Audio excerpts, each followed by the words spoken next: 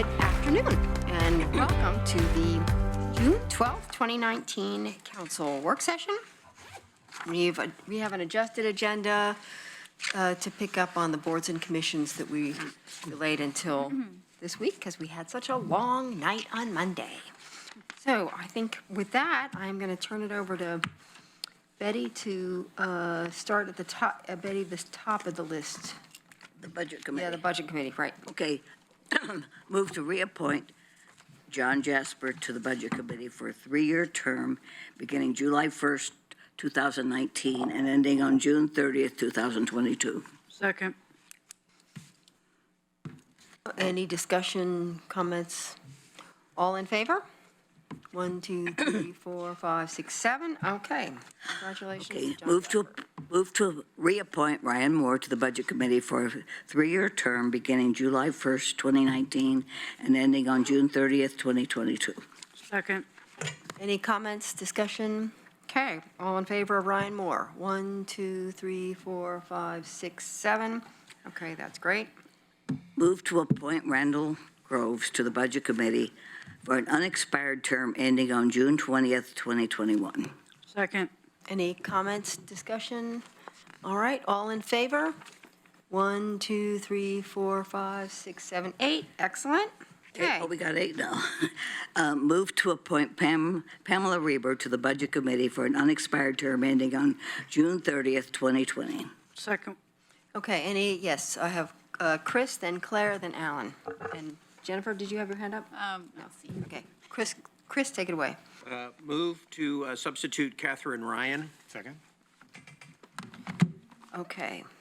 All right, any discussion about, you want to speak to that? I think Catherine Ryan has a better capability. She has more experience. I think she would represent the interests of the city better on the Budget Committee, and I think she'd be a better candidate. Okay. Claire, do you want to speak to? I concur. I was going to make the Okay. same substitute motion. All right, great. Alan? I was going to say the same thing. All right, okay. So all in favor of the substitute of Catherine Ryan for the Budget Committee? All in favor? 1, 2, 3, 4, 5, 6. All opposed? 2. Okay, Catherine Ryan, thank you. Now you need to vote on the substitution. Now we need to, oh, that's right, that was to vote on the substitution, sorry. Now we need to vote on Catherine Ryan. All in favor? 1, 2, 3, 4, 5, 6, 7, 8. Excellent, okay, thank you. Okay. Okay. Civilian Review Board. Move to appoint Michael James Garcia to the Civilian Review Board for a 3-year term beginning July 1st, 2019 and ending on June 30th, 2022. Second. Any comments, discussion? All in favor? 1, 2, 3, 4, 5, 6, 7, 8. Okay, terrific.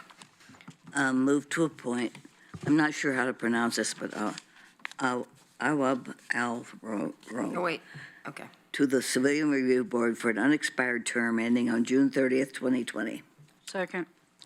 Discussion, questions? All in favor? 1, 2, 3, 4, 5, 6, 7, 8. Okay. Move to appoint Susan Gallagher Smith. Oh, Wait, sorry. Let's do Bernadette Conover first. You missed one. You skipped one. I skipped one. Yeah. You skipped Bernadette. Where are we here? Here, you skipped it. Okay, sorry. Okay, move to appoint Bernadette Conover to the Civilian Review Board for a 3-year term beginning July 1st, 2019, ending on June 30th, 2022. Second. Any comments? All in favor? 1, 2, 3, 4, 5, 6, 7. Opposed? 1. Okay. All right, and now your fourth one. Okay, move to appoint Susan Gallagher Smith to the Civilian Review Board for an unexpired term ending on June 30th, 2020. Second. Any, yes, Alan? Move to substitute Stan Dura. I'll second. Okay. All right. Any other conversation about that? All right. Say something. Yes, go ahead. I was really impressed with Susan, and I think she had a lot of strong attributes, and I would still support her. Okay, motion to approve the substitution of Stan Dura for Susan Gallagher Smith. All in favor of the substitution? 1, 2, just 2. All right, so that goes opposed. We'll just go through the vote. Opposed? 1, so I get the count, please. Opposed? 1, 2, 3, 4, 5, 6. Okay, thank you. All right, so we're back to the original motion. Move to appoint Susan Gallagher Smith. All in favor? 1, 2, 3, 4, 5, 6, 7, 8. Great, thank you. Planning Commission. Move to reappoint Christopher Ramey to the Planning Commission for a 4-year term beginning July 1st, 2019, ending June 30th, 2023. Second. Any comments, substitutions? All right, all in favor? 1, 2, 3, 4, 5, 6, 7, 8. Great. Move to appoint Patricia Gwartney to the Planning Commission for a 4-year term beginning on July 1st, Second. 2019, ending on June 30th, 2023. Hey, comment, Chris? Move to substitute Ken Beeson. Second. Okay, all right. Comments about that, questions? All right, all in favor of the motion to substitute Ken Beeson? 1, 2, 3, 4, opposed? 1, 2, 3, 4. Okay, I'm going to move to substitute Ken Beeson. So now, move to approve, okay, Oh, second. yeah. Are you going to make the motion? You got to vote on Now the you gotta go. motion. Got to vote on the main motion with the original, Ken Beasley. with Ken Beeson, sorry, with the substitution. Okay. Ready? All in favor? 1, 2, Make the motion. It was on the table, and then it was substituted with Ken. right, so it's, Substitute passed, so now you're. yeah, so it's on the table. So, okay, so all in favor? 1, 2, 3, 4, 5, 6, 7, 8. Okay, great. Now, Police Commission, right? Okay. Move to appoint Terry Robertson to the Police Commission for a 4-year term beginning July 1st, 2019, and ending on June 30th, 2023. Second. Any questions? All in favor? 1, 2, 3, 4, 5, 6, 7, 8. Okay, great. Move to appoint Sean Shivers to the Police Commission for a 4-year term beginning July 1st, 2019, and ending on June 30th, 2023. Second. Any conversation, questions? All in favor? 1, 2, 3, 4, 5, 6, 7, 8. Okay, thank you. Move to appoint Vi Hyun to the Police Commission for a 4-year term beginning July 1st, 2019, and ending on June 30th, 2023. Second. Any questions, conversation? All in favor? 1, 2, 3, 4, 5, 6, 7, 8. Okay. Move to appoint Matt Seal to the Police Commission for a 4-year term beginning July 1st, 2019, and ending on June 30th, 2023. Second. Any questions, conversations? All in favor? 1, 2, 3, 4, 5, 6, 7, 8. All right. Okay, Toxics Board. Move to reappoint Nicole Patterson to the Toxics Board for a 3-year term beginning July 1st, 2019, and ending on June 30th, 2022. Second. Any comments? All in favor? 1, 2, 3, 4, 5, 6, 7, 8. Great. Move to reappoint Laurel, we're down to the Willamette Citizens Planning Committee. Willamette. What? Willamette. Willamette, what did I say? Oh, sorry. Move to reappoint Laura Burke to the Willamette Citizen Planning Committee for a 3-year term beginning July 1st, 2019, and ending on June 30th, 2022. Second. Any questions, comments? All in favor? 1, 2, 3, 4, 5, 6, 7, 8. Terrific. Move to appoint Ruth Hyde to the Willamette Citizen Planning Committee for a 3-year term beginning July 1st, 2019, and ending on June 30th, 2022. Second.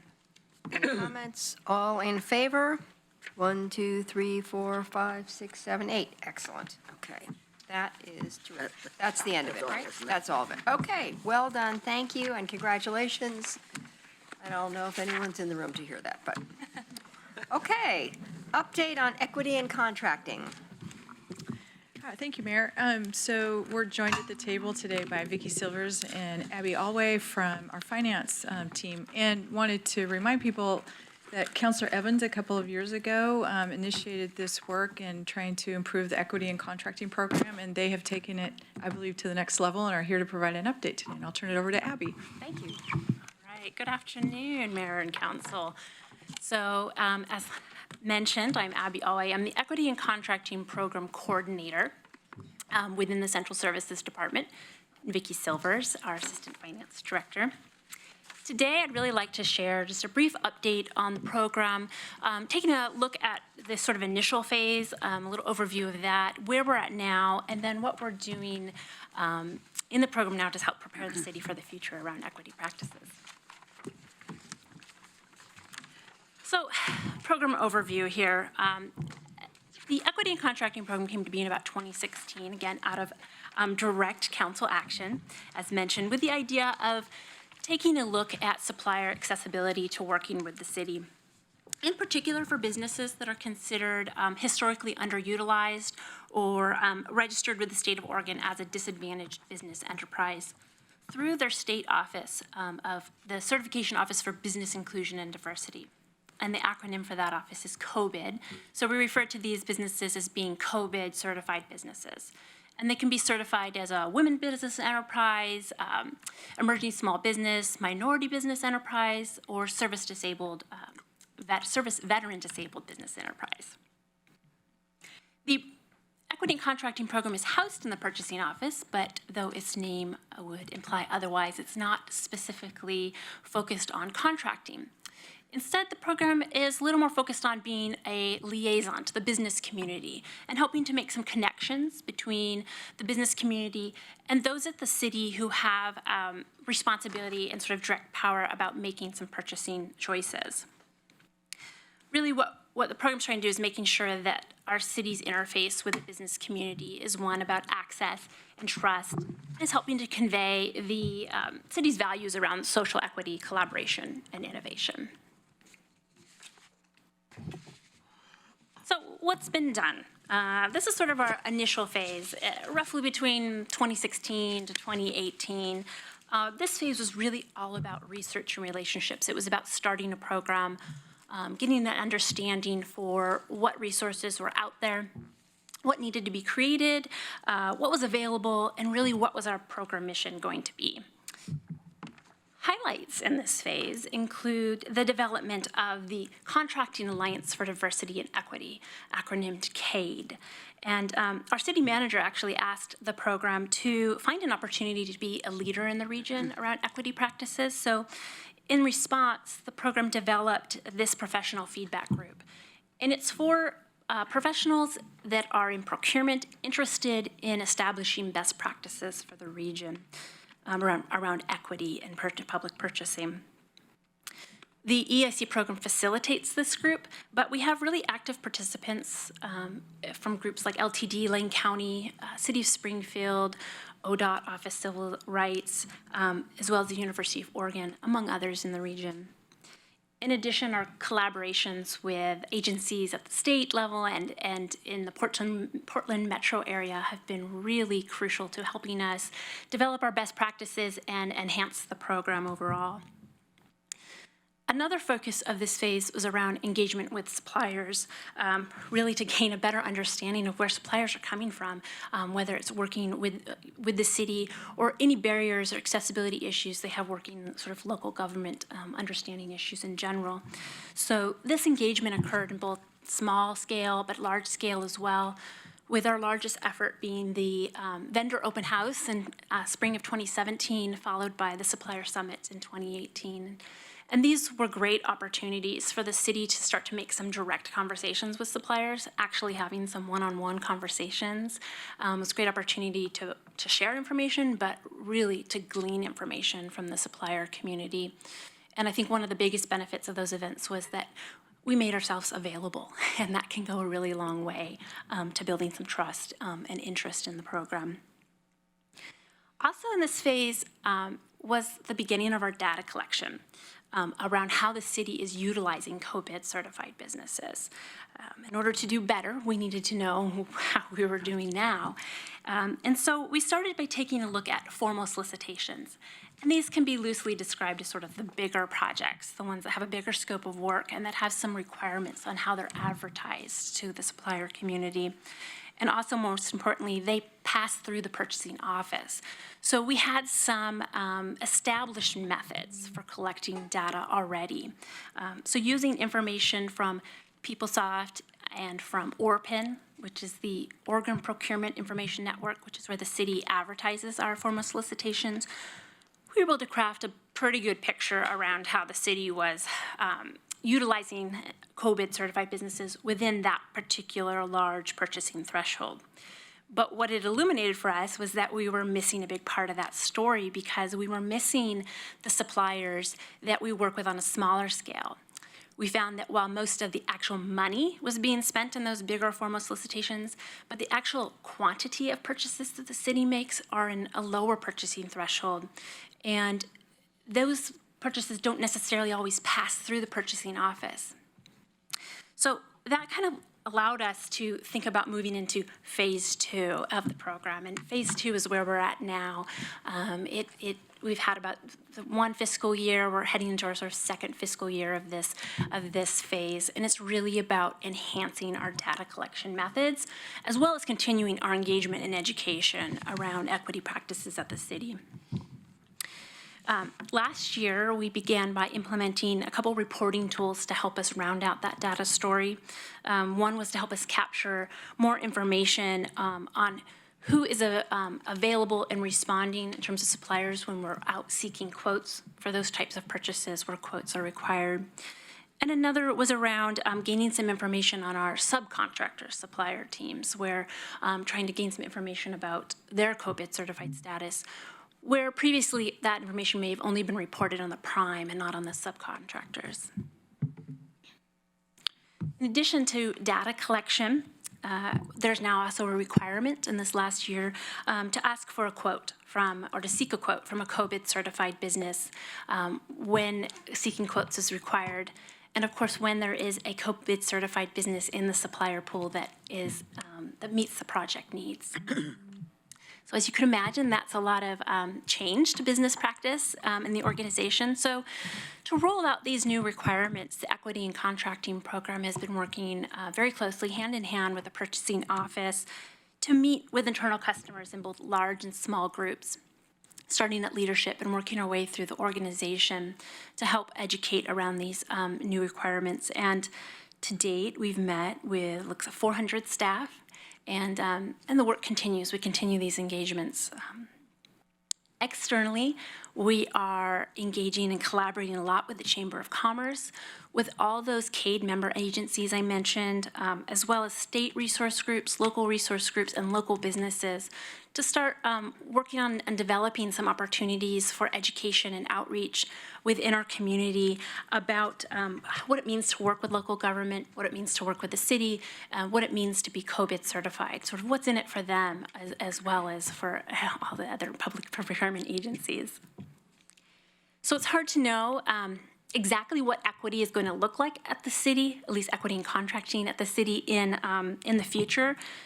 But with these efforts that we're working on today and those that we've built up to this point, we feel that we're on the path towards creating some tools that will really help support an equity shift, equity cultural shift in the organization.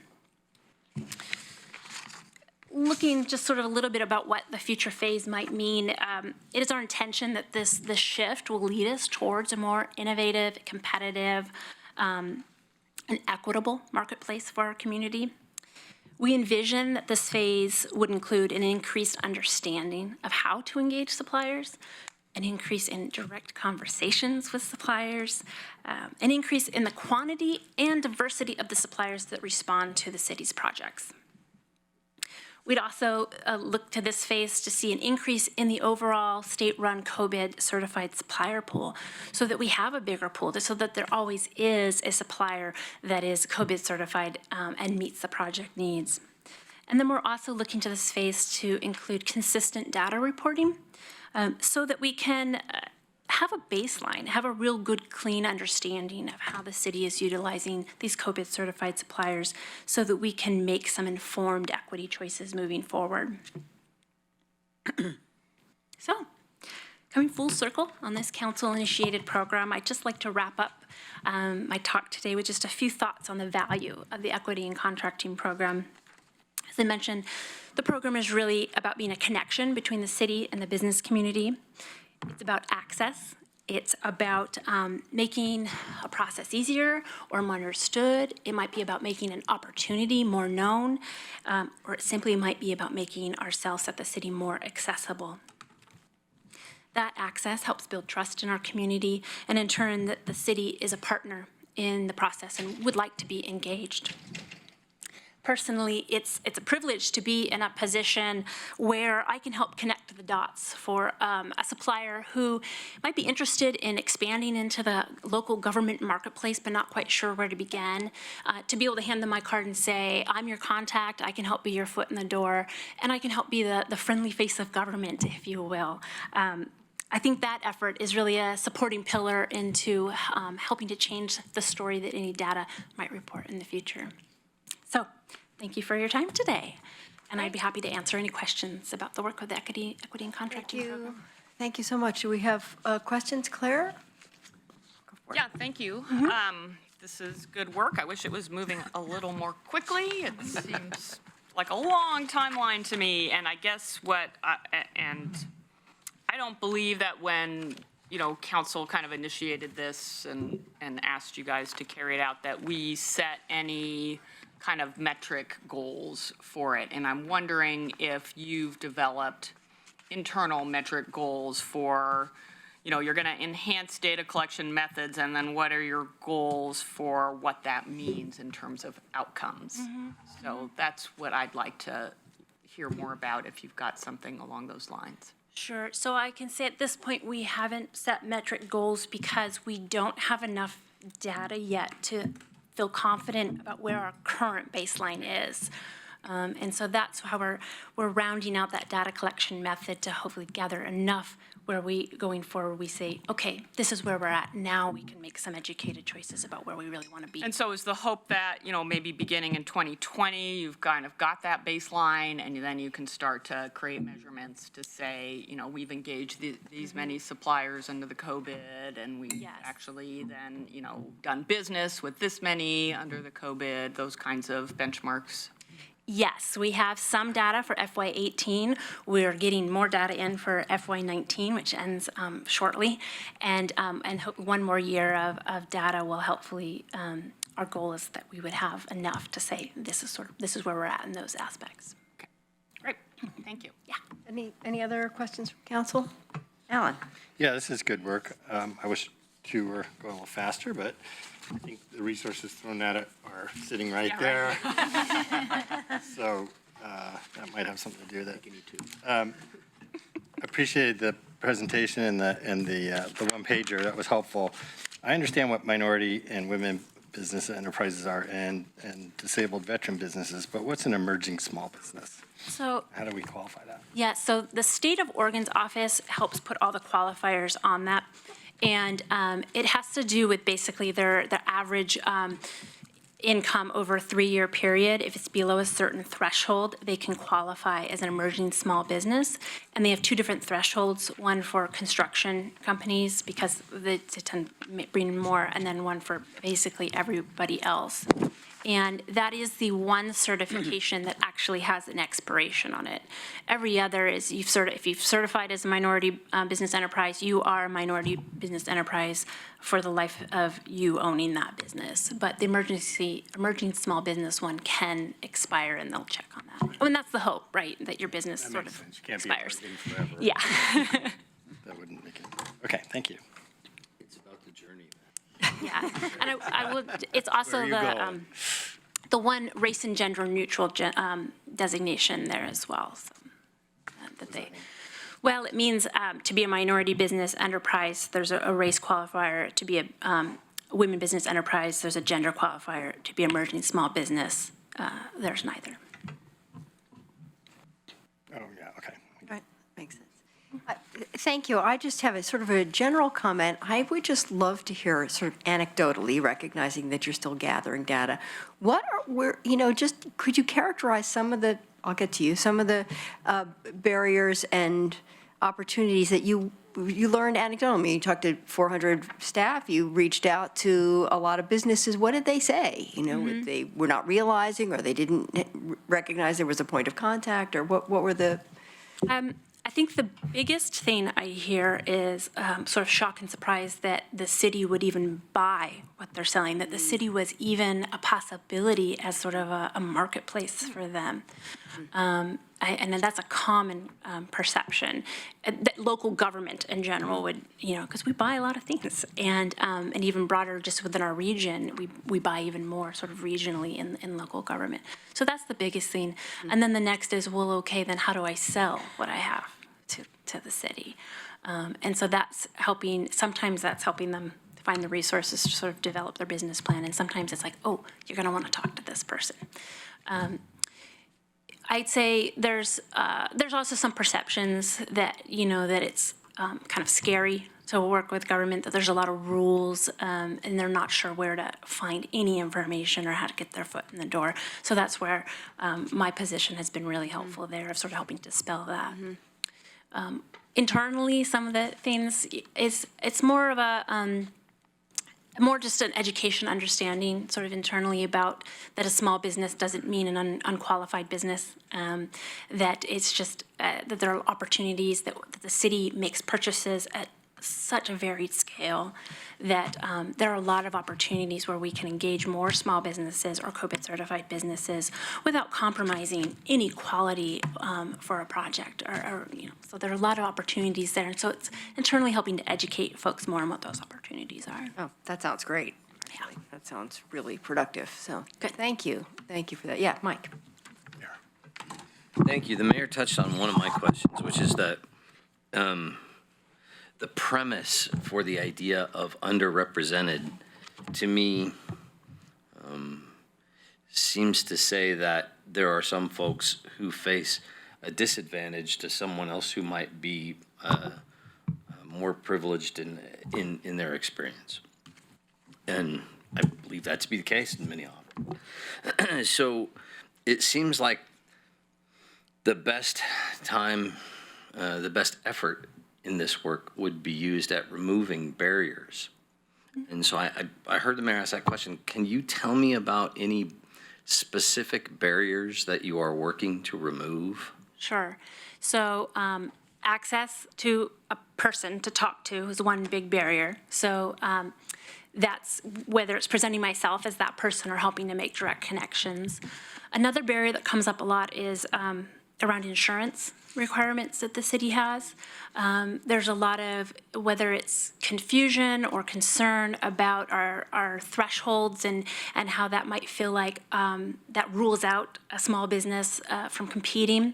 So that's an effort that the Equity and Contracting Office, with the Purchasing Office, and with Risk are really working on trying to address that barrier. And that's a hot one right now that we're really working on, to try to promote some education about what it means when it says that this is the limit, and what opportunities there are, and what can change or cannot change in that. That sounds like a disadvantage of size rather than another characteristic. Are there others? Other barriers that you've worked that address other characteristics? I'm not sure I understand the disadvantage. Are you thinking of anything in particular? I'm trying to ask this questions intelligently. And I think I'm going to just let it go because we have more business to do, but Okay. thank you. Okay. Thank you. Yep. Oh, Alan, sorry. Following on what Claire had said about, so what's your timeline for getting back to success indicators and metrics that you would, and so we're going to get data for, we have 2018, we're going to get 2019 data sometime after July 1. And so we'll have a good baseline, and then we'll be able to go through a process of figuring out some metrics and figure out what are the things that we should be looking at, not just activity indicators, but what are we trying to accomplish? And part of that could be some of the breaking down barriers, identifying them and breaking down barriers. So what's your thoughts about that process and timeline. I know it's just you, but. So as you're correct, we'll get some of the last bits of data trickling in now for this fiscal year. So we should be able to have an analysis report on that available by the end of the summer. By August is our goal on that. That will, exactly what conclusions can be drawn from that data will depend on the amount that comes in, because as I mentioned, a lot of it is self-reported around the smaller scale, so it's relying on my colleagues to get that data in. So we hope to be able to draw some conclusions or to see some patterns emerging, and that'll help us make some decisions for the next year of the program to decide where are we gonna focus. You know, what can we move the dial on in this one year, and what perhaps needs to take a different tact. So, did that answer your question? Okay. So sometime in the fall. I look forward to seeing that report. Maybe bring it back to council sometime. Great. Good. Okay, any other last-minute comments? Thank you very much for bringing that information to us. Very interesting. Oh, yeah, we look forward to hearing more. Thank you. Okay, and now our third item of business is Rest Stop Program update and citing policy discussion. I'll just turn it right over to Jason. Okay, thank you, Christy. My name is Jason Dedrick, Policy Analyst in the City Manager's Office. Here to follow up on actually a couple of work sessions that you've had recently. So this content for today's work session was initiated by a motion that you passed at your November 26th meeting, 2018, where you were interested in staff creating a set of options to amend or revise the Rest Stop program in a way that would potentially expand the number of Rest Stop sites in the community. So that was the initial charge that you sent staff away to work on.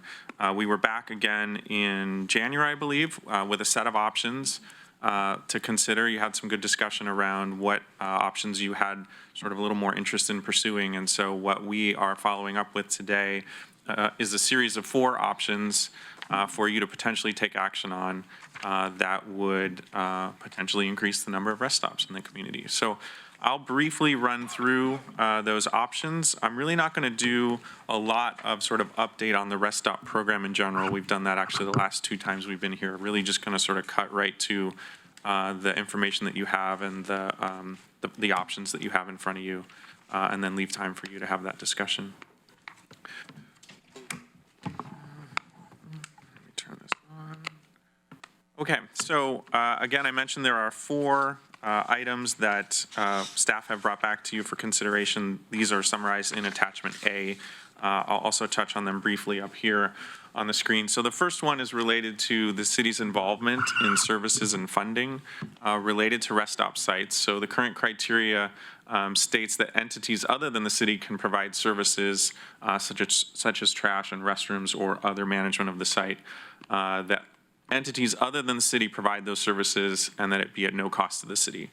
So this is the presumption here, and what was in the original ordinance was that operators would provide restrooms, trash service, and supervision at no cost to the city.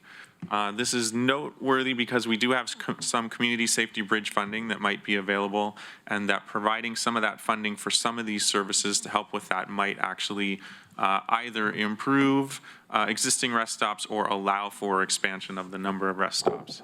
And so noted there that this has been sort of a moderately limiting factor on rest stops, those expenses. So, and the options are that you would delete this clause entirely, which would essentially mean that these entities would have no requirement to provide these services. The other option is that the city could alter the language such that the city could actually either directly provide these services or contract with it or provide funding for that. And then another option is that the city couldn't provide these services but could provide funding for other entities to do that, essentially our rest stop operators. So the second item to consider is the provision that's currently in the ordinance around residential and whether or not rest stops are located near residential areas. So the current language is that any site may not be located in a residential area. Some considerations for you that we've talked about previously. We haven't received a lot of complaints from neighbors, particularly our rest stop that is in the closest proximity to residential areas is at 30th and Hilliard. and we haven't received any complaints or concerns about that rest stop from neighbors. We also have touched base with EPD and haven't found any information that would lead us to believe that criminal activities increased around any of our rest stops. We do have in place a pretty robust framework for how we do outreach on any potential rest stop sites. So regardless of whether or not sites are close to residential areas or not, we're really trying to reach out broadly to determine, to just make sure we're getting out there talking to folks about what their concerns may be and working with the neighborhood association in that area. And so this has been a somewhat limiting factor. Staff has not been, and we have not really been pursuing a lot of sites that are in proximity to residential areas because our ordinance says not to. And so the options here would be to just delete this provision entirely. Another option would be allowing for rest stops in proximity to residential areas, but only if the rest stop serves families with children. And then a third option would be allowing for proximity to residential if any potential impacts to surrounding residences can be mitigated. So a few different options there that staff have laid out. Another criteria is schools. This is very similar to the residential provision. The current ordinance language is that any site may not be located close to a school. And so we don't currently have any rest stops that are close to a school. There are options that we've discussed for could a rest stop that's near a school, could it provide services for families that are homeless attending that school, families with children, so that's a possibility. It hasn't really been a significant limiting factor just because we haven't found a lot of sites that have been proximate to schools, but that doesn't mean that there aren't any. So your options on this one are very similar to residential, deleting this provision entirely, allowing for proximity to schools, but only if the rest stop exclusively serves families with children. And then the other option is allowing for that proximity if we're looking to mitigate any impacts that may come up. And then the fourth item is related to ownership. Right now, the ordinance language says that any site must be owned or leased by the city of Eugene, and then it lists religious institutions, nonprofits, or a business if the business is zoned commercial or industrial. And so possibilities here for altering this language are to delete the ownership requirements entirely, essentially saying a rest stop can occur on any site owned by anyone in any zoning. Another option would be to remove that the provision is that the city of Eugene can own the site and replace it with governmental entity. That would open up sites on some of our partner entities, properties such as Lane County or the University of Oregon or eWeb. And then a final option would be to make that change to governmental entity and then to also drop the requirement that it could only be on property owned by a business if it's in commercial or industrial zoned areas. So that would open up primarily businesses that are in residential zones. So that provision might be a little more in tandem with your earlier item related to residential. So those are the four items that we have brought forward for your consideration. Your motion is, your series of motions are framed around having four options with a option A, B, and C for each item. And so really hoping that we can help in whatever way with your discussion around selecting an option for each item. Okay, thank you very much. I have Claire already in the queue. Anybody else ready? And Alan. Okay, take it away, Claire. Thank you. Chris. Thank you, Jason, for this nice abbreviated summary of kind of focus us in on the things that we had discussed last time. I really appreciate the options and the way they're laid out. And so just to reiterate, we've been really limited in being able to find places for our rest stops. The rest stops we have currently running are very successful, both in terms of helping get people off the street and transition many of those people into better housing situations, and in terms of very little impact on surrounding community. So I think it's been a successful program, and I think with careful modulation, we hopefully could expand it and continue to see that success. So I'm just gonna address all four options and state where I'd like to see us go, and after some conversation, I might have some motions. So on the sanitation and security, we absolutely must continue to require these services be provided as part of the rest stop program. I think think these provisions are part of the reason for the success of the current program. But I think the city should have the option of being able to provide funding if we so choose. Jason mentioned the community safety bridge funding, but also some neighborhood associations might want to apply for a neighborhood matching grant, and under the ordinance as it sits now, I think it would have to be rejected as not allowed, and that doesn't seem to make any sense to me. Changing that provision wouldn't require us to provide the funding. It would just give us the option in the various ways that we fund community activities to do so. On the residential siting, I would like to see this provision eliminated and go with the option of the city council determines that any potential impacts on surrounding residents can be effectively mitigated. We have city staff now who are versed in this program, which we did not have when we first started this. We were all newbies and trying to figure this out. And I think we're much more experienced and professional about how we handle this program. And I think the way that we got that newest rest stop located speaks to that. On the schools piece, I would also prefer to see option C here, but I would be willing to support having it limited to rest stops that are serving families, but I'll just say that could lead to an unintended consequence if, for example, we have a religious institution that would like to host a rest stop, but they also run a school on their site, then they might be precluded and would only have to serve families. And then on the zoning, I think we should relax the zoning criteria.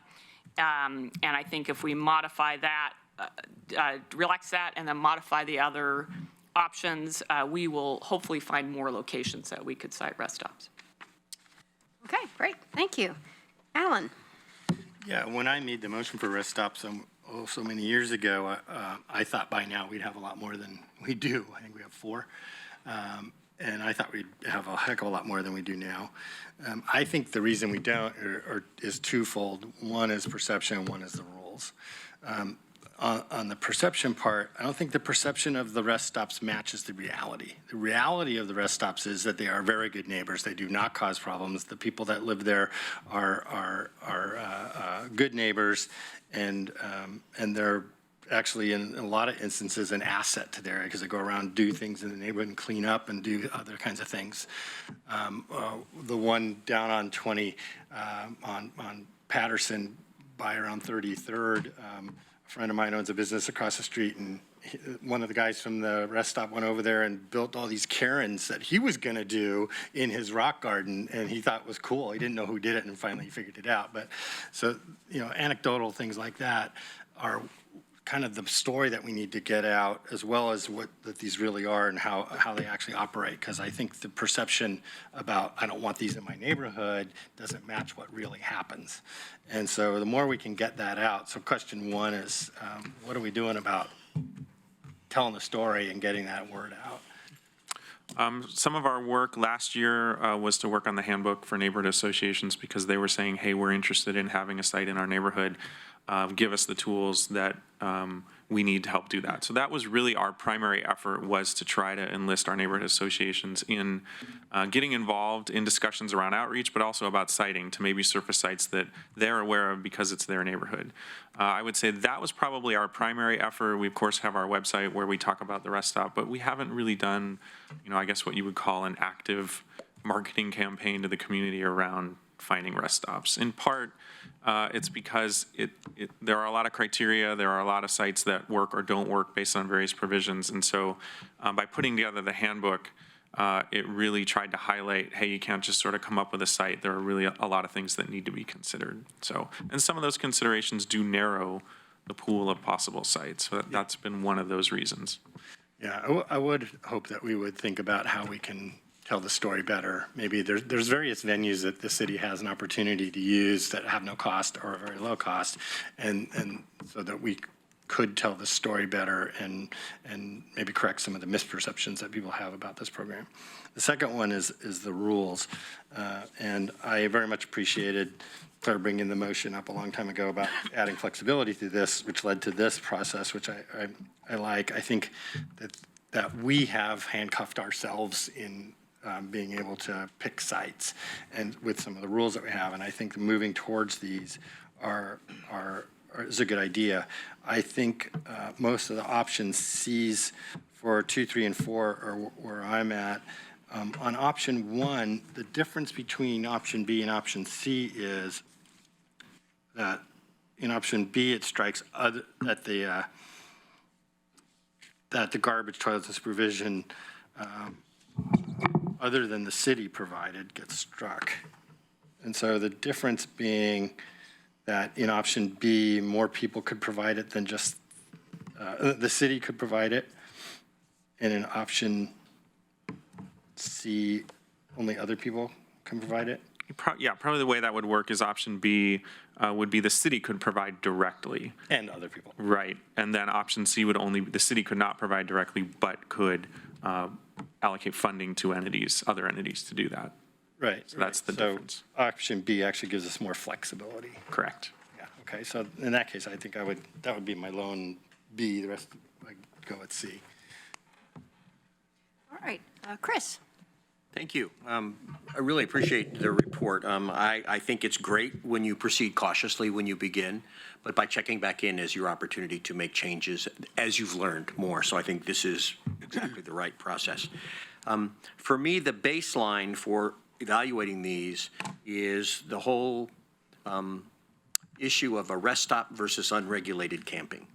And I think to a lot of people, they will look around the city and see a lot of unregulated camping and go, I don't want this, and I don't want this either. I don't think unregulated camping is the way to go. I don't think that's our solution. But a rest stop is not unregulated camping. In fact, it's, to my sense, very regulated.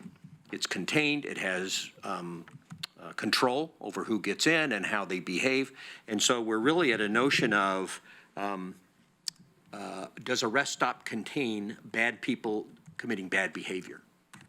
I don't believe it does. I think, and I have toured rest stops and I've talked to the people who run rest stops, I'm convinced they're good people who are trying to do good behavior. And so I don't have the concern about placing a rest stop as opposed to unregulated camping near schools or in regulated areas or in residential.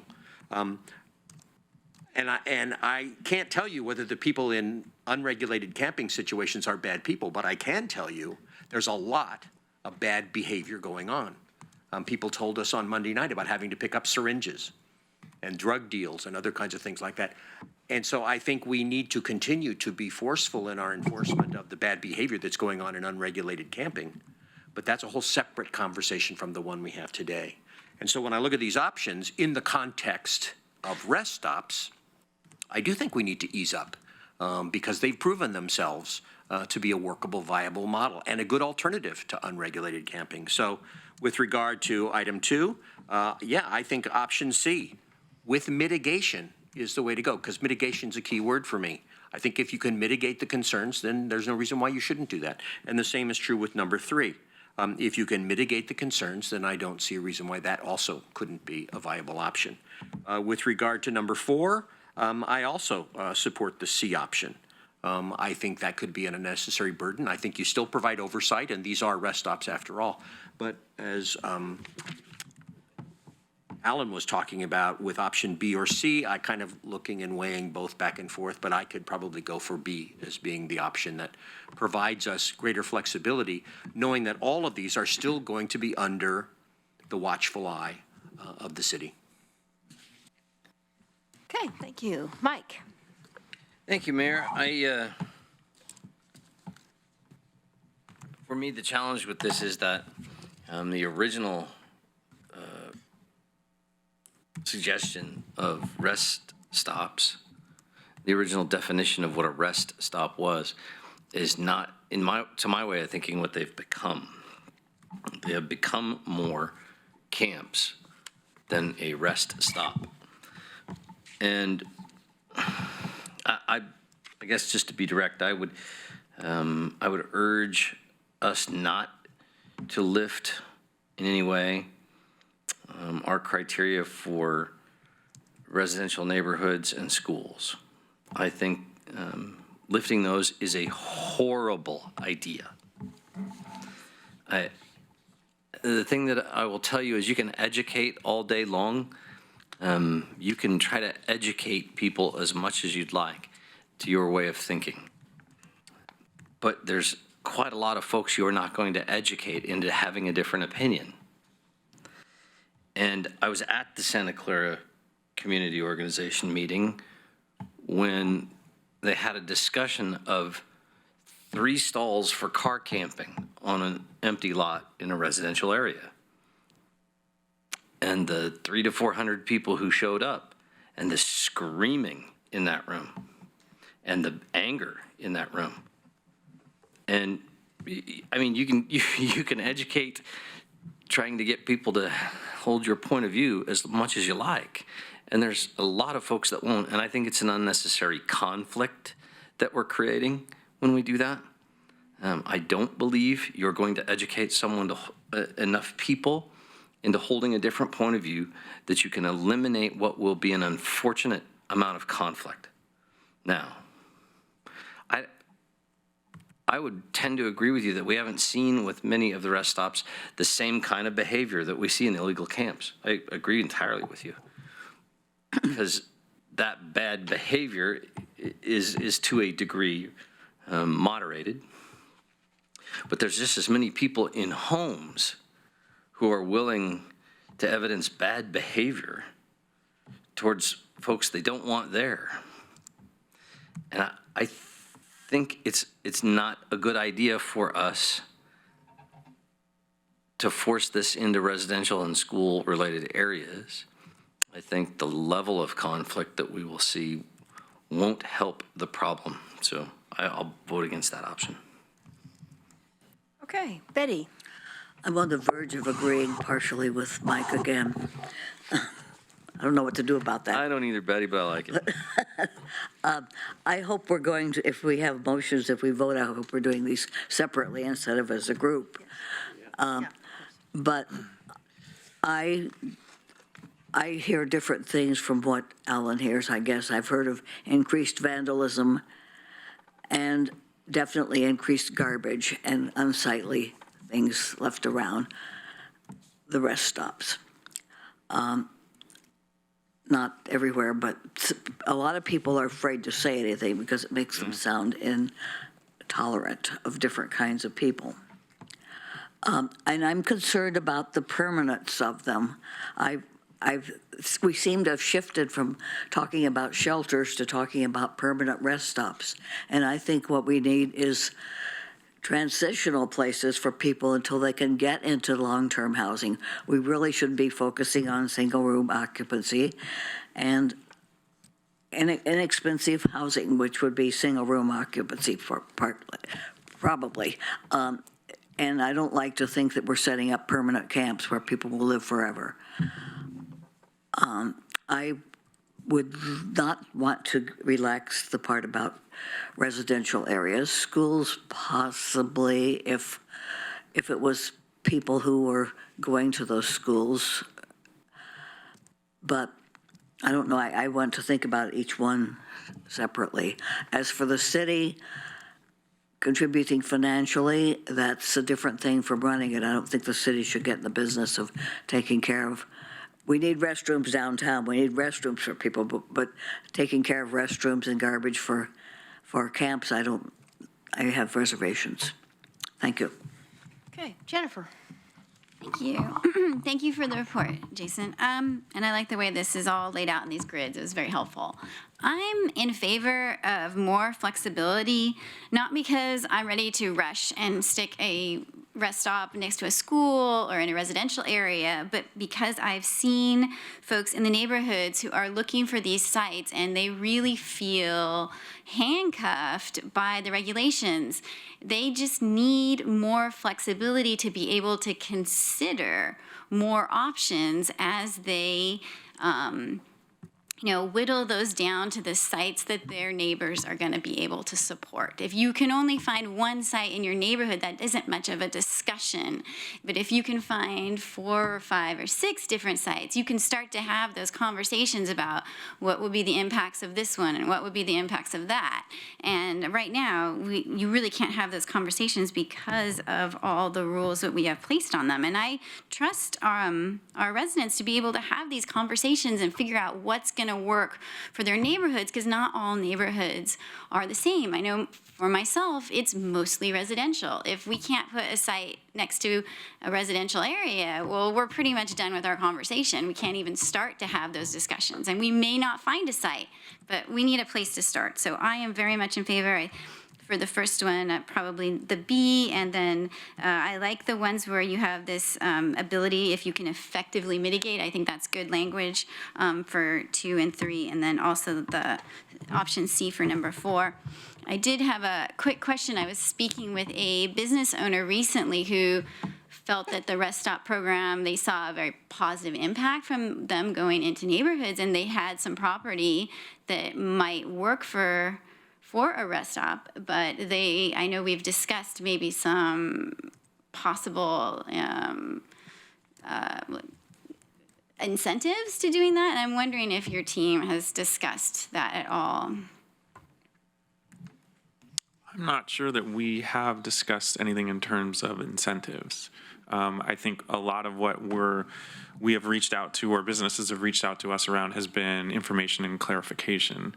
And understanding sort of what the rules are and how the system works, both for rest stops as well as car camping, because that's another one where we get interest from businesses in. But I know that there has been some discussion that I believe the chamber has had around, could there be a way to incentivize this, but it's not something that staff has talked about a lot.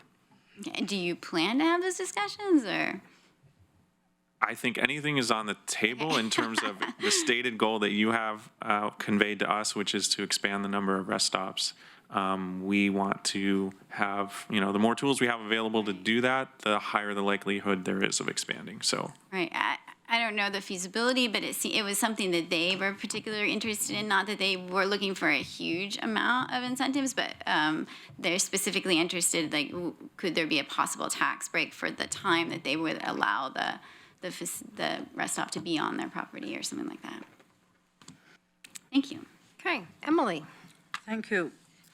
A question. The rest stops, I thought, were originally supposed to be transitional housing, and there was a limit on how long you could stay there, 6 months, expandable to 9. Is that still true? correct, yeah. And in many cases, folks are actually moving out of rest stops prior to that. Okay. Not even hitting that time limit. That's great. I'm concerned somewhat about people staying there for a very, very long time. As what Jennifer was talking about, a tax break for, say, commercial that would let us use a parking lot or something, I would like to have an incentive. I would prefer we just directly gave them $200 or whatever it would be, rather than getting into the tax exemption problem. And of course, I want more SROs, but that's not what this is about. I'm a little confused about option A in number 1 and number 4. They seem like the same. I would like to be able to allow rest stops in residential if we can mitigate. But number 1 and 4, if I want to be able to have them in rest stops, which one do I, not 1 and 4, which one am I looking at? Oh, I'm obviously confused. I would like to be able to allow them in residential areas. So would that be 2C? Right. And then 4, I mean, if I deleted property ownership's requirements entirely, then that would also take care of 2C. Yeah. 4A or 4C Or 4C. would accomplish both of those things. But then would we need 2? 2 would still keep the requirement that if they were to be located on business, that it be zoned commercial or industrial. So knowing, with your desire for 2C, 4B would not be your preferred approach. It would be, Well, it seems like 4B and 4C don't allow it on residential. 4C does, because it eliminates the requirement that the business be located in, on property zone, commercial or industrial. It crosses that piece of it out. So it does allow location of a business. But when what you're. Residential. So what it would mean is, so there is a limitation. 4A certainly is broader. It could be located on any property. And then by eliminating, if you eliminated the residential requirement, it could be located on any property, zoned anywhere. What 4C would do is it would allow it in residential, but only if the property is owned or leased by a governmental entity, a religious institution, nonprofit, or a business. So it's a narrower scope in 4C than if you just deleted it all under 4A. So if I happen to have a half-acre lot in a residential area, I would not be able to use it as a rest stop, assuming council mitigated whatever, on my private property. Correct. If you went with 4C, that is correct. So the only way to do that would be 4A. Correct. So 4A would still be mitigated by 2C, For the residential, that is if correct. I could put those two together. Yes. But otherwise, how can it be on a residential There's, unless it's 4A?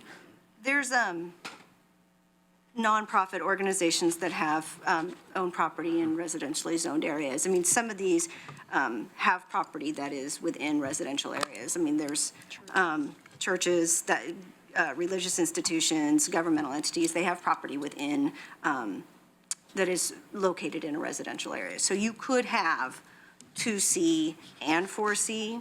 4C is just more narrowing. It doesn't allow the any private property owner component. Well, I think that I would like to keep that. I mean, if we would say just like the others, we would want to mitigate any problems. But what if there's a private, who wants to have a rest stop? Why would we preclude them? Assuming, we do the outreach and people are okay with it, why would we eliminate that?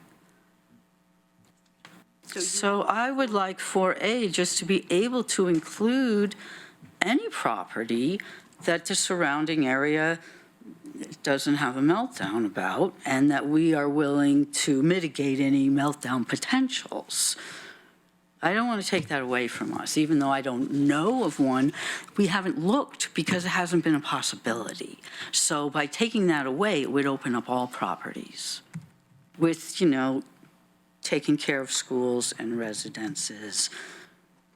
So that's where I'm going, is 4A. And then for 1, I think the city should be able to provide and/or pay if we want to.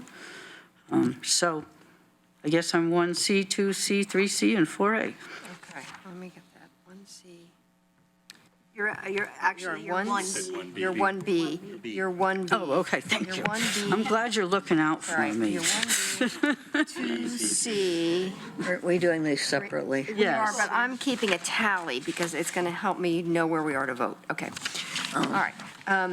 So I just wanted to I know Claire has a second round, but I just wanted to jump in and just to say a couple of things. And one thing is to keep in mind about the schools.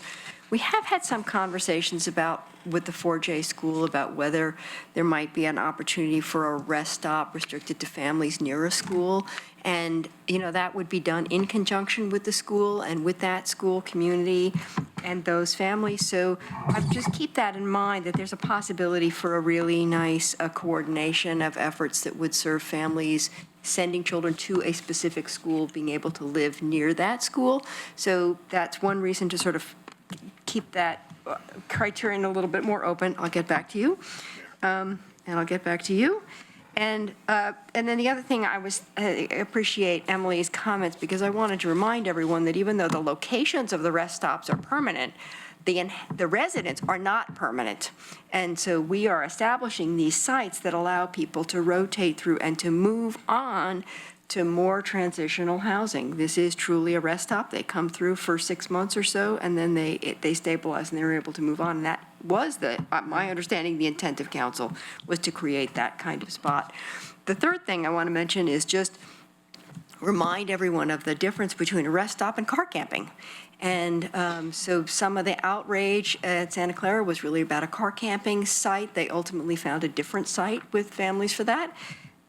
And that when we talk about a residential homeowner with property, they are, under existing law, able to provide a car camping site for an individual. So that's not precluded. They can do one. So there's some flexibility within that regulation. So just a reminder, I'm correct about that, right? As long as they provide sanitation facilities, access to bathroom and garbage, they can have one car camper on a property. And presumably off-street parking, property parking. So, okay, with that said, on to Claire. Thank you. So just some thoughts in response to comments. So the Roosevelt rest stop, which was the very first rest stop set up, my recollection is that adjacent businesses reported reduced vandalism and theft at their sites once that rest stop opened, because it deterred other bad actors by having those residents there at the rest stop. And these are temporary shelters. They are not, as the mayor just pointed out, they are not permanent for the individuals who reside there. And residents are required to engage in a plan for improving their situation and to move on. And they are also required to do community service. And in that respect, they probably are more effective than the car camping program, where folks who participate in the car camping program do not have any of those requirements put upon them. And then if we remove the restrictions on the residential and school siting, we still have an obligation to engage the residents, as Councilor Semple pointed out. And if we can't mitigate their concerns, then we don't cite the rest stop. And I think, what we've really grappled with, and this is what Councilor Ye, I think, was referring to, is we have potential locations, and in some cases, they're on an edge of a residential area, or they might be appropriate, don't meet the zoning requirement. So it's this real bind that I don't think is serving any real purpose to tie ourselves up in knots over the zoning requirement. So I think relaxing those limits and keeping the active engagement of city staff to ensure robust engagement still would help to keep the program, that we're having successful. Once they're up and running, they are successful, not become a disaster. Emily. Thank you. Just 2 points. Rest stops and car camping are really different. So if you could have one tent or car on a residential property, that's really different than 12 people. So apples, oranges to me. I'm very interested in having rest stops near schools if the kid goes to that school. There's a potential spot by Cesar Chavez, which is in my ward. My kids went there when it was Ida Patterson. And I think that would be really appropriate. Not only would it serve those families, it would bring more attention to this situation, and it would bring more acceptance because the students in the school would know that their cohorts were camping next to them instead of just disappeared. So I see a lot of reasons to encourage that. And if we found a place like that, if we took it away totally from schools, we would still have the ability to say it can only be, we'll only approve that one if it's for schools. For students. So we could have it open to anybody, and then if it appeared that the best solution was for students, that would be our ability. But it would leave us so, if there was a huge school, I'm probably making this up, that had a corner that would be suitable for families that didn't go to that school, I wouldn't want to preclude that place. So I think it's important to remember that if we pick the more lenient, we still have the ability to tighten them. Right. Alan.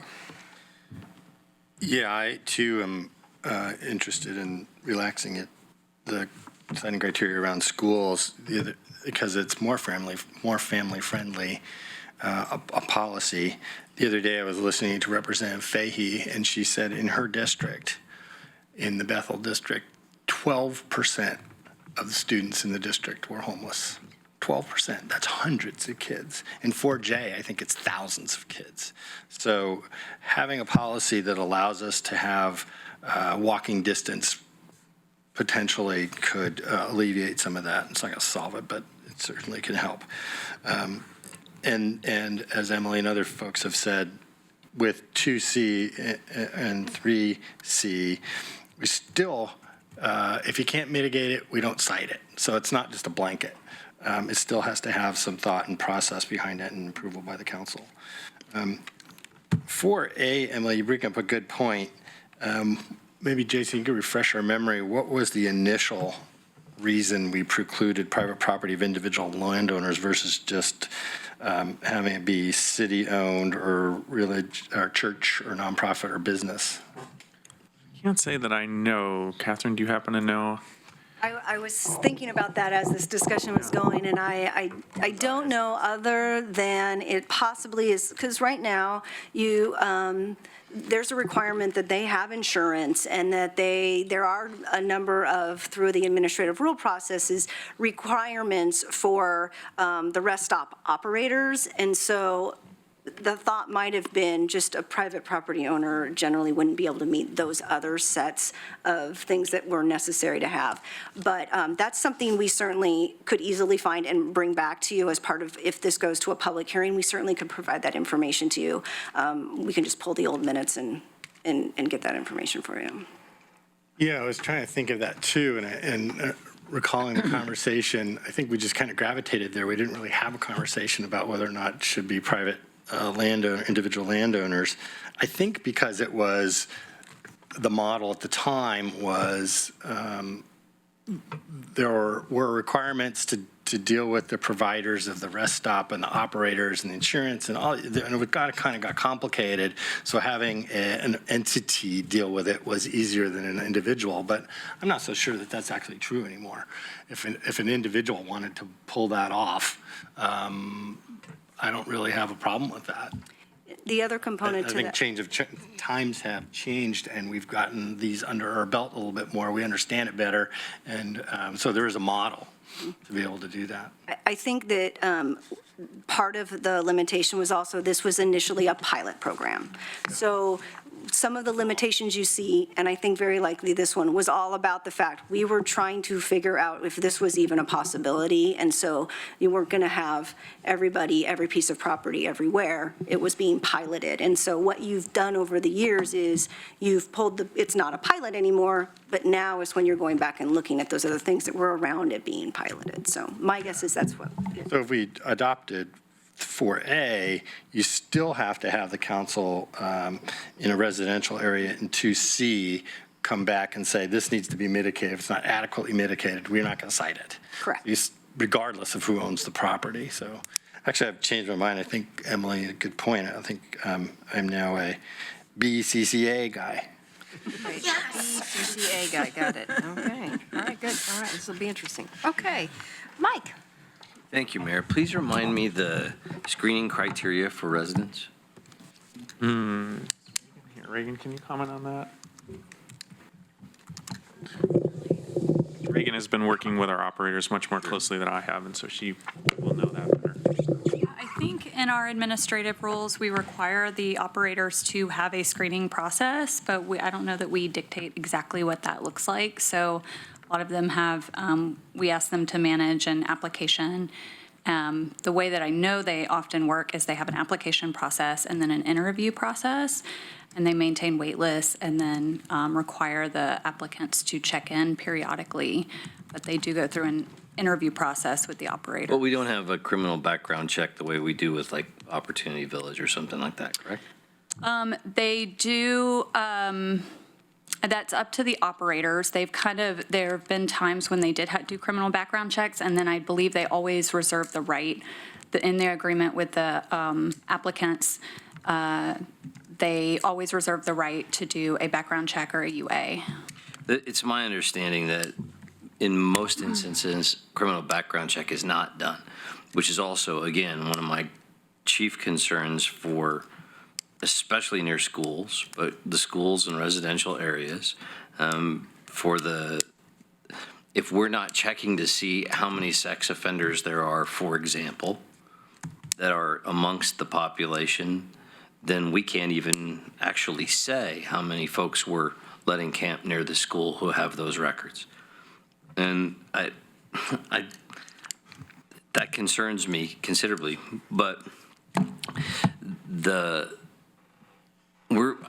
thing that bothers me about this is we're having a semantical argument that since these folks only stay here for a limited amount of time, it's somehow not a permanent camp. But we're talking about the location. We're not talking about the people. We're talking about establishing more permanent homeless camps in residential areas and around schools. And I think that the restrictions we put in place in the first place were designed around the idea of creating the least amount of conflict in our community while we do the best we can to be of help. So I don't think relaxing these is a wise idea. Okay. Betty? Thank you. Since I learned that you're keeping a tally, I'll give you my tally to be a part of this thing. Well, we'll vote. I know, but you're doing it, so I would say 1 with possibly C, 2, no change, 3, C, maybe, I want to talk about it, and 4, B is all right. That would be government, that would mean the county could give space to, which I think is a good idea. That's the only change that I'm sure is a good idea. As far as near a school, children who are going to the school, children don't just go to one school for 6 months. So what are you going to do? Say, kids, you got to change schools now? So I don't think the 6 months, and I don't think it's working anyway. I don't know for sure personally, but I've heard of cases, and I believe, where people are staying a lot longer than 6 months. And anyway, what are they going to do if you don't have another place for them to go? You're going to say, go back to the streets? I don't know that the 6 months works. And I just, someone mentioned a private property owner. Maybe it's okay with you if you own a lot of property, but what about your next door neighbors or the people across the street who are not going to be happy but can't really do anything about it and are afraid to say that they don't want it because it sounds intolerant? So I think that the restrictions we had were mostly good. I do think that really including other governmental, especially the county, makes sense. But I would like to see us focus more on permanent housing and more on transition and talk to sponsors. They seem to know how to do things that not everybody knows. Thank you. Okay, Chris? Thank you. Yes, I agree. There is an absolute continuum in housing, but you don't want to skip any of the steps. And so we need to kind of focus on all of them at the same time, which is what we're trying to do to some degree, and this is part of that continuum, so we do need to focus on it. If you purchase a home near a school, do you have to have a criminal background check? If you rent near a school, do you have to have a criminal background check? So we don't know how many sex offenders and criminals live or rent. Yes, we do. Okay, renters might, but not homeowners. You have to register. You have to register. Okay, other kinds of criminals, bad people. So we're working on this whole rest stops have bad people. Houses have bad people, apartments have bad people. There's lots of bad people who live near schools. I think rest stops probably do a more thorough job of vetting their residents perhaps than homeowners. Do you know who your neighbors are? Well, I remember when sponsors wanted to build a facility near Acorn Park, and the neighbors were worried that the people who were going to be at the sponsor's facility were going to run rampant through the neighborhood, raping and pillaging. And the parole officers who came said, do you know how many registered sex offenders there are in your neighborhood? Do you know how many ex-cons are in your neighborhood? In the homes, already. and people don't know.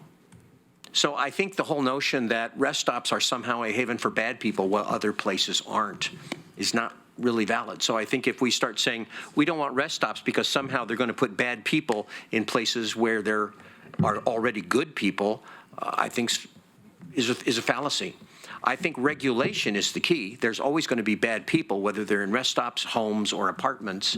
And I think it's the oversight, it's the regulation that becomes the key element, not keeping them out. And so I think we can place rest stops. I think we should place rest stops as part of the continuum as we get them further up into more permanent housing. I agree, we need to get people into permanent housing. This is a starting point.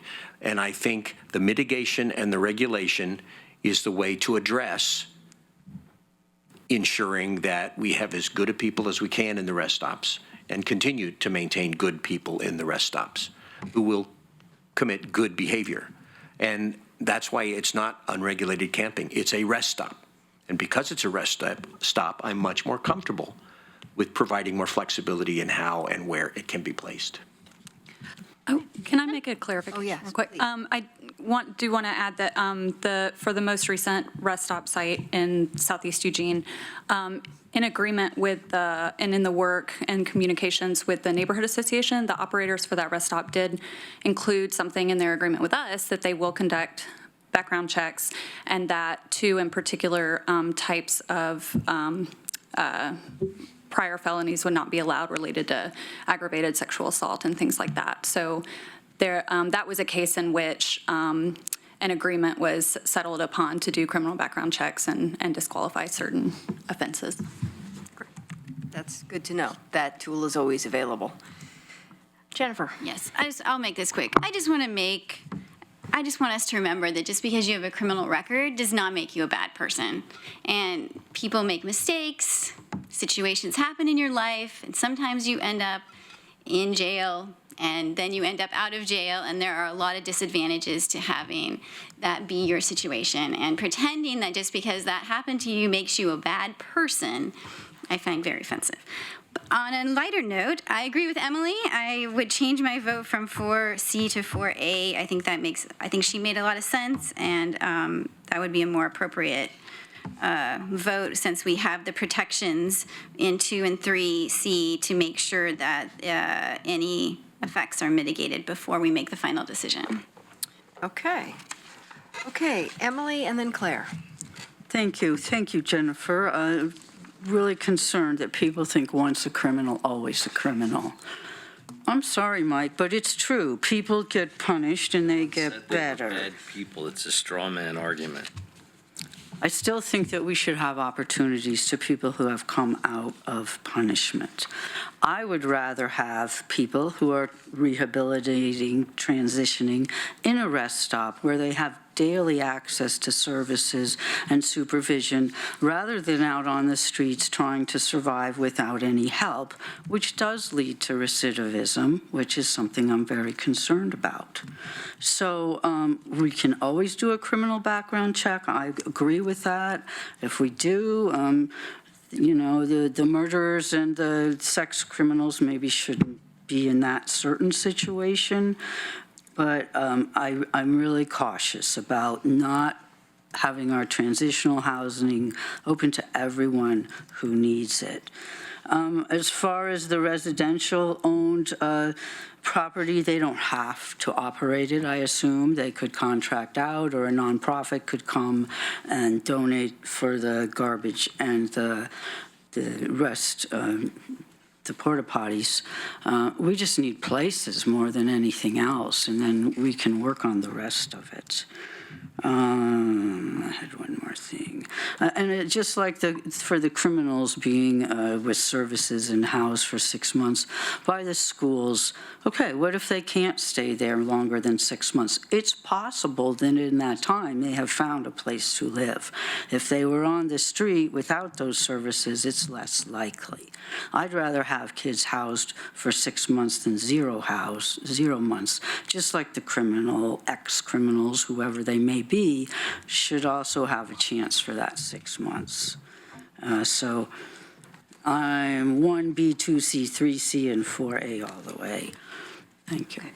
All right. I have 3 more people, and then I think we need to vote. We're going to have to extend. So Claire, then Betty, then Alan. So just 2 things. It might not be obvious, but I want to point out that the city manager and the county administrator in the TAC implementation plan includes eventually eliminating the rest stops completely as we expand and enhance the other parts of our homeless services system, so that while these sites and new ones might be around for a few more years, the goal, the intention is that they will not be needed as we are successful in the implementation of the TAC, and neither will dusk till dawn. Yeah, so that is it very much in the city manager's mind as he thinks about the TAC implementation. And then I just want to point out, in terms of people being afraid to say that they don't want a site near them, the residents of Bethel vocally opposed providing supportive housing for homeless teens, and they had no problem expressing their opinion about that. And neither did the folks in Santa Clara, as Mike pointed out. So if people are really adamant about not wanting a site there, if their neighbor's planning to put one, they are not afraid to speak up from our experience. Okay. Betty. People in some neighborhoods are afraid to speak out. People who are proud of being in a liberal neighborhood. And it's a different thing. But I just wanted to say, the reason I raised my hand, I didn't think we were even discussing criminals. I mean, we didn't have any prohibition. We're not voting on whether to prohibit criminals or not today, so that's irrelevant right now. So I don't think there's any point, even though I agree that people can be criminals and be, which is why I like sponsors and be rehabilitated. Thank you. Okay. Alan. Do you guys have any data on crimes committed by people in rest stops or Opportunity Village? And if that's any more so than any other part of the city or any other kinds of residence types? While they are in a rest stop, or Yes. if they are, okay. I don't think we have any data on that. The data that we were able to pull was, had we seen any change, notably an increase in property crime or other crimes around rest stops. That was the data that we pulled, and didn't find any increase there. But we don't have data specifically on the residents of the. Right, that was actually my next question, which was, because I remember that a rest stop does not increase any type of crime around the rest stop. That's proven fact. It also is pretty offensive to me that every time we start talking about homeless people, we talk about criminals and sex offenders and other things. I think that's just pretty outrageous. I've been to these, I've been to the Opportunity Village, I've been to rest stops, I've talked to these people. These people are down and out, they're barely hanging on. They're not criminals and sex offenders, they're barely making it. And they're so thankful that somebody recognized them and gave them a hand up, and out of that well of darkness into a place where they could finally see some light. And that's what these Opportunity Villages and Emerald Village and rest stops are about.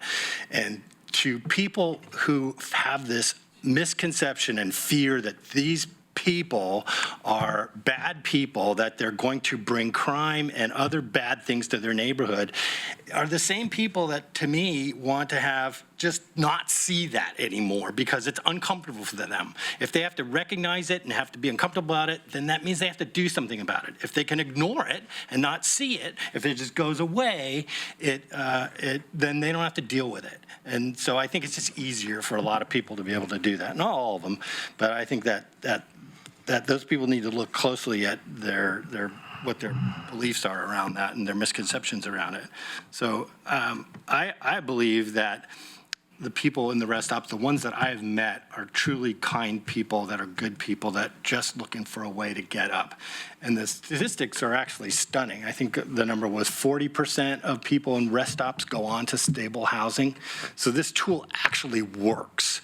In Opportunity Village, it was like 60% of people go on to stability. So it's actually a tool that pull people up and get them onto the next level of stability. And in all of those instances, rest stops and Opportunity Village, we have had people kicked out for bad behaviors. And if they don't abide by the rules, if they don't participate in the function of the facility, then they're actually kicked out. And that's happened numerous times. So that's why they work, is because they're self-governed and they kick people out because they don't abide by the rules. No drugs, no alcohol, no fighting, no bad behavior. Okay, Mike, quick one. I'm just going to say this because it needs saying. This is where civility breaks down. I get thanked multiple times every day for being willing to voice concerns that other people have. The beauty of our country is you get to believe any fool notion you want to. Your beliefs are yours and mine are mine. But for us to moralize about the beliefs of someone we disagree with is where civility breaks down. And I really hope we can stop doing that at this table. If we want to talk about behavior, that's awesome. Let's talk about behavior because that's the proper role of government. If we want to talk about how I disagree with your belief, but by golly, I'll fight to defend your right to hold it, that's another thing. But for us to moralize and insult people whose beliefs we disagree with, I think it's dangerous ground and we should really stop doing it. So, thank you. Thank you. So I'm just going to march through on each one, all three items, and we'll just vote. Extend. Oh, I need a motion to extend. Thank you. Move to extend 10 minutes. Second. All in favor, an extension for 10 minutes? 1, 2, 3, 4, 5, 6, 7, 8. Great. Okay, thank you. So Mayor, what Yeah. you're going to be voting on is you'll want to have a motion put on the table that is directing the city manager to prepare an ordinance and schedule a public hearing, and you can just do that for each one of the items. So it'll be treated just like a regular motion. Right, right. Got that, Prez? Yeah, it's on you. Said Craig. Prez. I said Prez. Right. Are you I talking said to? president. Are you Because talking you're to the me? president of Oh, I council. thought I'm you said talking to Craig. you. I thought Sorry. that my name changed. Yeah. I've got it, but then I can make a motion and say what I think should happen. Well, Yes, you what, can. you can. What I was going to What you ask, want me to do is what, you want me to count? no. What I want you to do is, on each one, Yes. item 1A, we vote on that. Item 1B, Oh, each we part of vote it. on that. Okay, Yes, because okay, I that's want easier. everyone to get a chance to, That's good. That sounds good. Okay. This is just a straw. what, if Preceded, 2 win, we'll have to go back to a runoff. We'll figure it out. preceded by what Barbara just said. Direct the city Kath, manager right. to schedule a Yeah, public hearing. right. Okay, item 1, A. Yeah. So we're going to do straw poll in each one, then go back and. No, you think I should just use my tally? I didn't want to deprive people of an opportunity to, no. I actually think, People are shaking heads at me. the right process would be to have the council president put the motion on the table. She picks one, and she picks A, B, and C, and it I'll can pick be what I think amended is and right, then people can substituted, amend and then we vote. Okay, I move. 1, A, B, and C? Or C. A, B, or C, right, okay, Then we okay, amend fine. it. All Okay. right, I was going to have her go through all of them, but then. Okay, I move 1C. Preceded by that, all that other stuff. She moves 1C. Is that a Second. motion? Okay. Alan, do you need to speak to that? I move to amend to 1B. Second. Okay, so approval to amend to, motion to a substitute? All in favor of substitution? For B. For B, 1, 2, 3, 4, 5. Opposed? 1, 2, am I missing one? 1, 2, 3, okay. All right, so the substitution passes, so now we are voting on 1B. And just to be clear, because we're being recorded and people are keeping minutes, what the motion that's on the table is moving to direct the city manager to prepare an ordinance and schedule a public hearing on option 1B as stated in attachment A. Right. Okay, all in favor? 1, 2, 3, 4, 5, 6. Opposed? 2. Okay, that one passes. All right, on to the next one. Okay. Number 2, I move to, I don't want any change, so what should I say? No change. You would No move. change. Well, I mean, Right. I move, we don't have to schedule a public hearing on that. You would, well, to allow for the direction, or somebody else can make the And motion. move to retain as is. I move on 2B, on 2, I say, I move that we not schedule a public hearing, we have make no change. We have a second for that? Second. Okay, you would want to speak to that, Claire? I was going to move to substitute, to schedule a public hearing on option 2C. Second. All right. All in favor of the motion to substitute 2C? 1, 2, 3, 4, 5. Opposed? 1, 2, 3. Okay, and now let's vote on the substitution 2C revised to allow impacts can be mitigated. All in favor? 1, 2, 3, 4, 5. Opposed? 1, 2, 3. Okay, so that one passes. All right, next one. Okay, for number 3, I move 3B, Second? Okay, any, reservations. Isn't this not? 3B. 3B, revised to allow if serving families with children near schools. Alan, you want to speak to that? I move to substitute 3C. Second. Okay. All in favor of substitution, C for B? 1, 2, 3, 4, 5. All opposed? 1, 2, 3. Okay, and now let's vote on the substitution, 3C. All in favor? 1, 2, 3, 4, 5. Opposed? Oh, wait, 6. There we go. Opposed? 1, 2. All right, thank you. All right, and now we're on to 4. Number 4, I move that we ask the city manager to prepare in order to schedule a public hearing on 4B. Do you have a second? Second. Okay. It's not automatic. Never mind. I It's second regardless. I need to be, it needs to be seconded. Okay, so you want to speak to that? I want to move to Emma? substitute. Okay, substitute what? I want to move to substitute 4A. Second?